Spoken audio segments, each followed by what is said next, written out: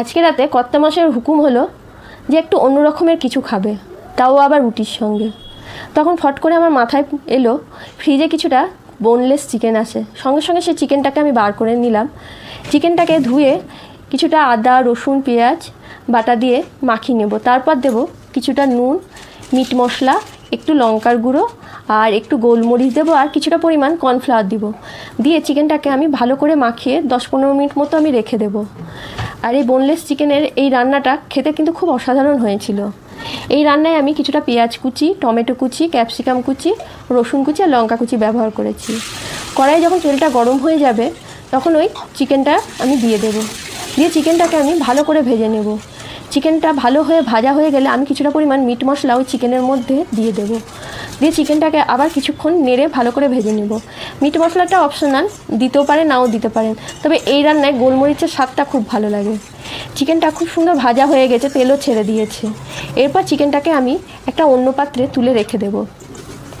চিকেনটাই ভাজতে ভাজতে কিছুটা সেদ্ধ হয়ে গেছে। এরপর কড়াইয়ে আবার কিছুটা পরিমাণ তেল নিয়ে নেব। ওই তেলের মধ্যে প্রথমেই আমি ফোড়নে দেব রসুন কুচি আর লঙ্কা কুচি। রসুন কুচি আর লঙ্কা কুচিটাকে ভালো করে ভাজতে হবে। যখন এটা ভালো হয়ে ভাজা হয়ে যাবে তখন পেঁয়াজ কুচি আর ক্যাপসিকাম কুচিটা একসঙ্গেই দেব। এটা আলাদা আলাদা দিলে ভালো লাগবে না।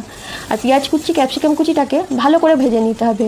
ক্যাপসিকামের যে একটা ঝাল ঝাল স্বাদ আছে সেটাই এই রান্নায় একটা অনবদ্য স্বাদ এনে দেবে। এরপর আমি কিছুটা টমেটো কুচি ছিল সেটা ওর মধ্যে দিয়ে দিলাম। তারপর ভেজে রাখা চিকেনটা ওর মধ্যে দিয়ে দিব। দিয়ে এটাকে ভালোভাবে আরেকটু ভেজে নেব। এটা যখন ভালোভাবে ভাজা হয়ে যাবে তখন এর মধ্যে আমি দেব কিছুটা পরিমাণ নুন। এটা ভাজতে ভাজতে অর্ধেক সেদ্ধ হয়ে গেছে। এর মধ্যে আমি নুন দেওয়ার পর কিছুটা পরিমাণ আমি এর মধ্যে দেব সয়া সস আর টমেটো সস।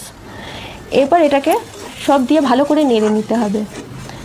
এটা দেখতেও খুব সুন্দর হয়েছিল। এই রান্নাগুলো সাধারণত রুটি পরোটার সঙ্গেই খেতে ভালো লাগে, আর ভাতের সঙ্গে এই রান্নাটা খুব একটা ভালো লাগবে না। এটা রাতের ডিনারের জন্য চটপটে একটা রান্না, মানে খুব সময়ও লাগবে না, মিনিমাম 20 মিনিটের মধ্যে আপনার রান্নাটা হয়ে যাবে। আর আবার কিছুটা আমি গোলমরিচ দিয়েছি, কারণ এটা আমি একটু ঝাল ঝাল করবো। গোলমরিচের স্বাদটা এই রান্নায় একটা অনবদ্য স্বাদ এনে দেবে, যেটা আপনি যদি এটা করে দেখেন তাহলেই বুঝতে পারবেন এই রান্নার স্বাদটা একটা অন্যরকম। এরপর এটা খুব ভালোভাবে ভাজা হয়ে যাওয়ার পর আমি কিছুক্ষণ ঢেকে রাখবো। দেখুন খুব সুন্দর তেল ছেড়ে দিয়েছে। এরপর এটাকে গ্যাস বন্ধ করে আরও 10-15 মিনিট মতো আমি রেখে দেব।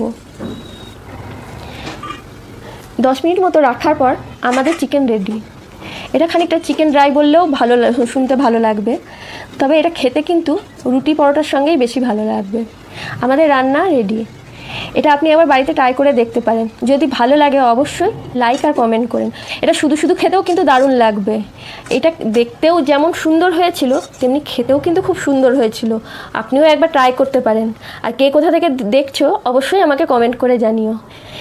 ধন্যবাদ বন্ধুরা দেখার জন্য।